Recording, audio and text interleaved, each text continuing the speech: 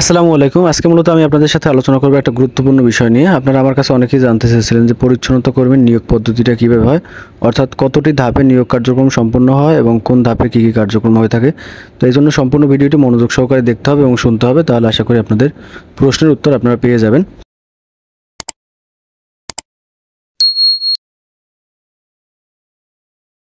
তো পরিচ্ছন্নতা কর্মীর মাঠে প্রথম দিন মূলত আপনাদের প্রাথমিক মেডিকেল হবে। শুধুমাত্র আপনাদের হাত, পা, ওজন, উচ্চতা এগুলো মূলত দেখবে, অর্থাৎ প্রাথমিক যে বিষয়গুলো আছে এগুলো দেখবে। এবং প্রথম দিন কিন্তু শুধুমাত্র অ্যাডমিট কার্ড নিয়ে যাবেন মাঠে আপনারা, এছাড়া কিন্তু অন্য কোনো কাগজপত্রের প্রয়োজন হবে না।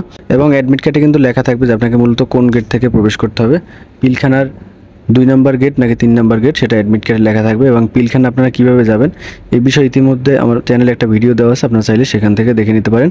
তো এখন আপনাদের প্রশ্ন হতে পারে যে প্রাথমিক মেডিকেলের রেজাল্টটা মূলত কতদিন পরে দেবে। প্রাথমিক মেডিকেলের রেজাল্ট দিতে 1 সপ্তাহ থেকে 15 দিন সময় লাগবে, কারণ সকল জেলার মাঠ একসাথে হবে না, যেহেতু প্রার্থীর সংখ্যা অনেক বেশি। এই জন্য কিন্তু দেখা যায় 3-4টা বা 5-6টা জেলার মাঠ একসাথে হবে, এই জন্য মূলত সময় লাগতে পারে। তো আপনাদের এই জন্য প্রাথমিক মেডিকেলের রেজাল্টটা 1 সপ্তাহ বা 15 দিন পরে দেবে। সেক্ষেত্রে মূলত আপনাদের যাদের কোনো ধরনের সমস্যা নেই তারা মূলত SMS পাবেন, অর্থাৎ লিখিত পরীক্ষার 2 দিন পূর্বে কিন্তু আপনারা SMS পাবেন, কারণ প্রাথমিক মেডিকেলে যারা যারা উত্তীর্ণ হবেন। দ্বিতীয় ধাপ হলো লিখিত পরীক্ষা। তো লিখিত পরীক্ষারও কিন্তু 2 দিন পূর্বে আপনারা SMS পাবেন মাঠে যাওয়ার জন্য। সেখানেও লেখা থাকবে আপনাকে কোন গেট থেকে প্রবেশ করতে হবে। এবং লিখিত পরীক্ষার সময় কিন্তু শুধুমাত্র আপনাদের অ্যাডমিট কার্ড নিয়ে যেতে হবে, এছাড়া কিন্তু অন্য কোনো কাগজপত্রের প্রয়োজন নেই। এবং লিখিত পরীক্ষায় কীরকম প্রশ্ন হয়, প্রশ্নের ধরন কীরকম, এই বিষয়ে একটা আমার চ্যানেলে ইতিমধ্যে ভিডিও দেওয়া আছে, আপনারা চাইলে সেখান থেকে বিস্তারিত ভিডিও দেখে নিতে পারেন।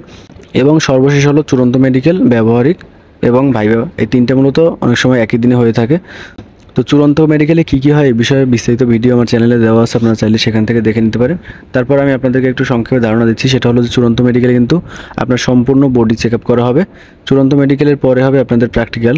তো এখন প্রশ্ন হতে পারে যে প্র্যাকটিক্যালে কী কী হয়, যেহেতু আপনি পরিচ্ছন্নতা কর্মী পোস্টে ঢুকবেন, সেক্ষেত্রে পরিষ্কার পরিচ্ছন্নতার বিষয়ে যে কোনো একটা কাজ আপনাকে দিবে। সেটা হতে পারে রাস্তা পরিষ্কার করা, অথবা হতে পারে গাছের গোড়ায় যে পাতা থাকে সেই পাতাগুলো পরিষ্কার করা, বা একটা রুম পরিষ্কার করা, অর্থাৎ যে কোনো কাজ আপনাকে দিতে পারে পরিষ্কার পরিচ্ছন্নতা বিষয়ে। এবার হবে ভাইবে আপনাকে অফিসার হয়তো কিছু প্রশ্ন করবে, এর মাধ্যমে কিন্তু আপনাদের প্রাথমিক যে নিয়োগ কার্যক্রমটা সেটা সম্পূর্ণ হবে।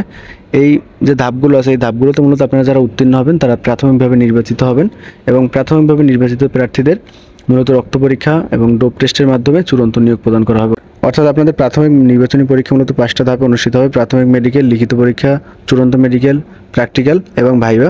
এই 5টায় যারা মূলত উত্তীর্ণ হতে পারবেন তারাই মূলত চূড়ান্তভাবে নিয়োগ পাবেন। এরপর আপনাদের প্রশ্ন থাকতে পারে যে কী কী কাগজপত্রের প্রয়োজন হবে।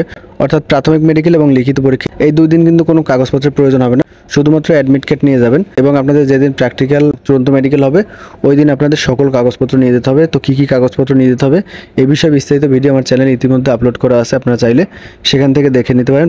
পাশাপাশি এই ভিডিওগুলোর লিঙ্ক ডিসক্রিপশন বক্সে দেওয়া থাকবে, চাইলে আপনারা সেখান থেকে বিস্তারিত তথ্যগুলো দেখে নিতে পারেন।